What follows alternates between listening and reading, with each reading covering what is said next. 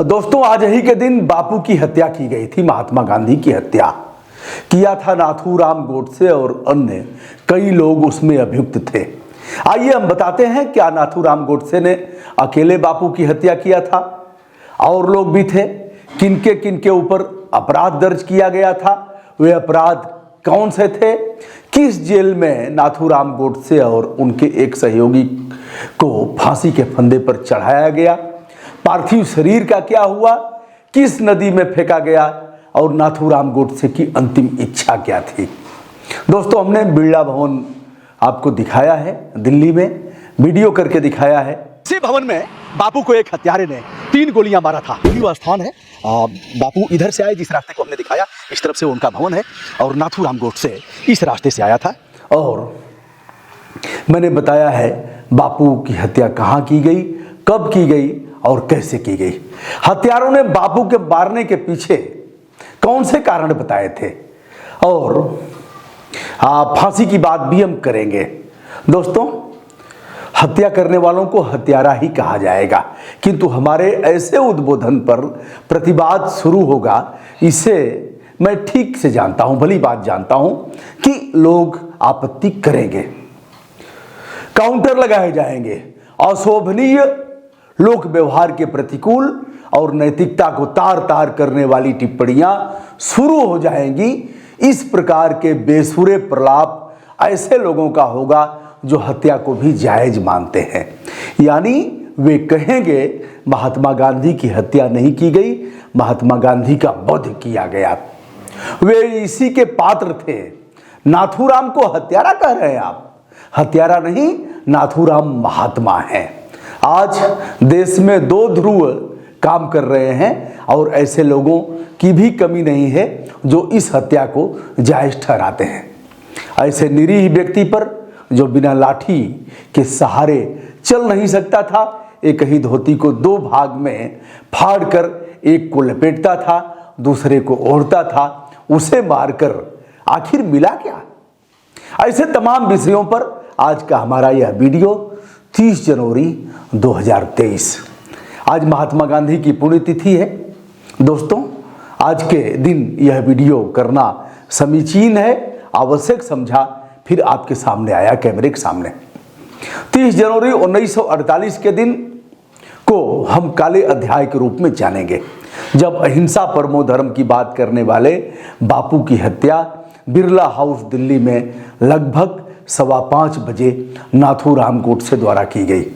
नाथू ने हत्या से पहले बापू के पैर छुआ था, जैसा कि मैंने अपने उस वीडियो में बताया था। सेमी ऑटोमेटिक पिस्टल से 3 गोलियां मारकर बापू की हत्या कर दी। हे राम कहकर बापू जमीन पर गिर गए। उन्हें हॉस्पिटल ले जाया गया, किंतु गोलियों का प्रहार उस मर्मस्थल पर किया गया था। गोलियां सटीक दागी गई थी, गोलियां नज़दीक से दागी गई थी, इसलिए हॉस्पिटल चिकित्सालय पहुंचने से पहले ही बापू की मृत्यु हो गई थी। बिरला हाउस के उस स्थान को जो हमने दिखाया है, हमने यह भी बताया है कि पटेल जी से वार्ता करने के उपरांत बापू प्रार्थना के लिए निकले थे। पटेल जी और बापू के बैठक वाले उस कक्ष को भी हमने दिखाया था। साथ ही उस स्थान का अवलोकन हमने अपने वीडियो के माध्यम से कराया था, जहां नाथूराम गोडसे ने बापू को मारा था और बापू ने हे राम कह करके प्राण त्याग दिया था। महात्मा गांधी की हत्या में कुल 9 लोगों को अभियुक्त बनाया गया था। जो आरोप पत्र जो दाखिल किया गया था, जो FIR दर्ज किया गया था, उसमें 9 लोगों को आरोपी बनाया गया था। महात्मा गांधी की हत्या के लिए सजा पाने वाले 2 लोगों में पहला नाम नाथूराम गोडसे का है और दूसरा नाम नारायण आप्टे का।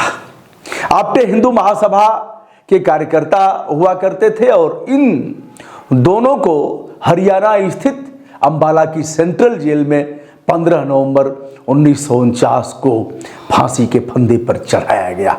इन अभियुक्तों में विनायक दामोदर सावरकर का भी नाम आता है, जिन्हें सबूतों के अभाव में संबंधित न्यायालय ने निर्दोष साबित कर दिया था। शेष अन्य लोगों पर गांधी की हत्या की साजिश करने और रचने तथा हिंसा के मामले में सजा सुनाई गई थी। यह सजा आजीवन कारावास की थी। आपको बताते चले, इन अभियुक्तों में नाथूराम गोडसे का भाई गोपाल गोडसे भी शामिल था, जिसे आजीवन कारावास की सजा सुनाई गई। बताते हैं कि गांधी की हत्या के लिए पूरा प्लान मध्य प्रदेश के ग्वालियर में तैयार किया गया था। ग्वालियर में ही नाथूराम गोडसे ने पिस्टल खरीदा था और हिंदू महासभा ने पिस्टल खरीदने तथा गांधी की हत्या के प्लान बनाने में पूरी मदद किया था। यह बात मैं अपने से नहीं कह रहा हूं, जो अध्ययन के उपरांत जो बातें छन करके आई हैं उसके आधार पर कह रहा हूं।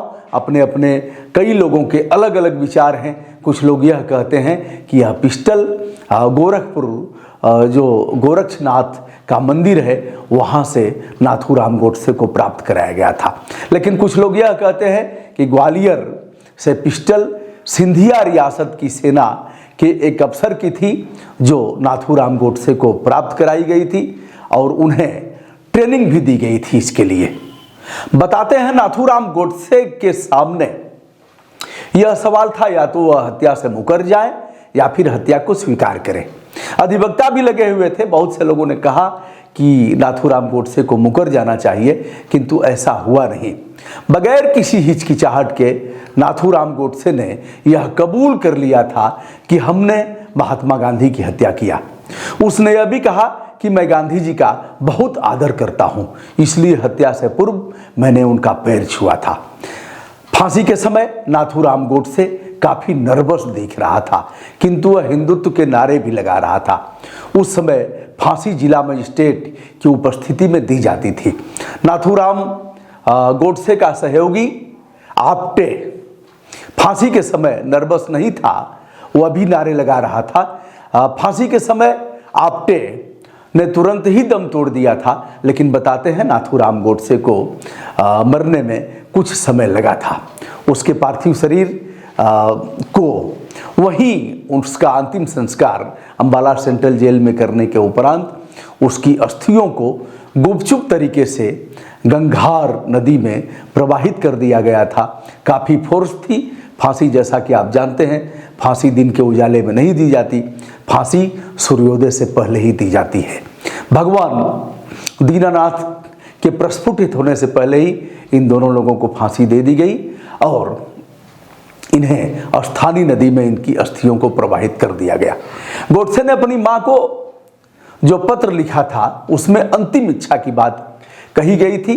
कहा था, शरीर के कुछ अंगों को संभाल कर रखा जाए और जब सिंधु नदी फिर से आज़ाद भारत में समाहित हो जाए, यानी पाकिस्तान और हिंदुस्तान के बीच का कोई अंतर न रह जाए, बांग्लादेश का कोई अंतर न रह जाए, उसके बाद उसकी अस्थियों को अखंड भारत निर्माण में जो उसकी अस्थियां जो इस तरह से आहूत की गई हैं, उन्हें सिंध नदी में प्रवाहित कर दिया जाए।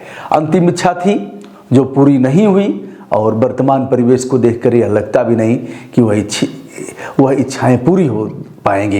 नाथूराम गोडसे ने अभी कहा था कि 2-4 पीढ़ियां लग सकती हैं, लेकिन हमारी इच्छा चाहे जितना समय लगे पूरी करना चाहिए। जिस महात्मा गांधी ने अहिंसा परमो धर्म का नारा दिया था, जिस महात्मा गांधी ने अपने अंतिम आंदोलन में कहा था ग्वालियर टैंक मुंबई से कि कहा था कि डू और डाई, करो या मरो का नारा दिया था, उसने कहा था यह बापू का, तुम्हारे बापू का अंतिम आंदोलन है, या तो यह देश को आज़ाद करा के रहेगा या तुम्हारे गांधी को सदा सर्वदा के लिए समाप्त कर देगा। बापू नहीं रहे और देश आज़ाद हुआ। आज बापू का सिद्धांत पूरे विश्व स्तर पर उच्चतम सोपान के साथ देखा जाता है। विश्व के लोग मानते हैं गोला बारूद बम और अग्नेयास्त्रों से शांति कभी भी नहीं लाई जा सकती। उसके लिए तो अहिंसा ही सबसे उच्चतम सोपान है। आज के दिन देश के जिन्हें बापू कहा जाता था, जिन्हें महात्मा कहा जाता था और जिन्हें साबरमती के संत के नाम से संबोधित किया जाता था। जिस बापू ने चंपारण की गरीबी को देख करके अपना सूट बूट टाई सब कुछ निकाल करके फेंक दिया था, एक ही धोती को फाड़ा, उसे लपेटा और उसे पहना। जिसने गरीबों के साथ जीवन जिया, जिसने केवल और केवल अहिंसा के आधार पर देश को आज़ाद कराने की संकल्पबद्धता को न केवल दोहराया बल्कि उसे अमली जामा पहनाया, यथार्थ के धरातल पर जिसे उन्होंने आदर्श पक्ष के प्रस्तुतिकरण के साथ जोड़ा, देश आज़ाद हुआ। आज ही के दिन एक काला अमावस और स्याह पक्ष है जब महात्मा गांधी को गोलियों से भून दिया गया। उनका शरीर तो समाप्त हो गया लेकिन उनकी आत्मा अजर अमर है, भारत के लोगों के कण कण में विद्यमान है। और आज हम गर्व से कह सकते हैं हमारे बापू अमर रहे। विनम्रता के साथ ब्रजभूषण दुबे का सादर प्रणाम। यह वीडियो यदि आपको अच्छा लगा होगा तो आप अपने कमेंट जरूर कहिएगा। मैं जानता हूँ इस कमेंट में दोनों ध्रुव चलेंगे, एक तरफ बापू को मानने वाले और दूसरे बापू को ख़त्म करने वाले यानी नाथूराम गोडसे के साथ। लेकिन दोस्तों यह यकीन मानिए हत्या सबसे बड़ा अपराध है। बापू का अगर कोई कसूर था और नाथूराम गोडसे और आप्टे और इन लोगों को लगा था कि यह कसूर है तो बापू को पकड़ करके झिझोड़ा जा सकता था, बापू को पकड़ करके उनको एक दो बार ऐसे किया जा सकता था, दो चार हाथ मार करके अपनी गुस्सा और अपने जो विचारधारा है जिसे आप कहना चाहते हैं, समाज के सामने ले जाना चाहते हैं, उस गुस्सा को उतारा जा सकता था। लेकिन ऐसे हाड़ मांस के पुतले को जो अपने चल नहीं सकता था, हत्या करना और उसकी जीवन लीला को समाप्त करना कहाँ तक उचित है, कृपया आप बताएंगे। विनम्रता के साथ ब्रजभूषण दुबे का सादर प्रणाम।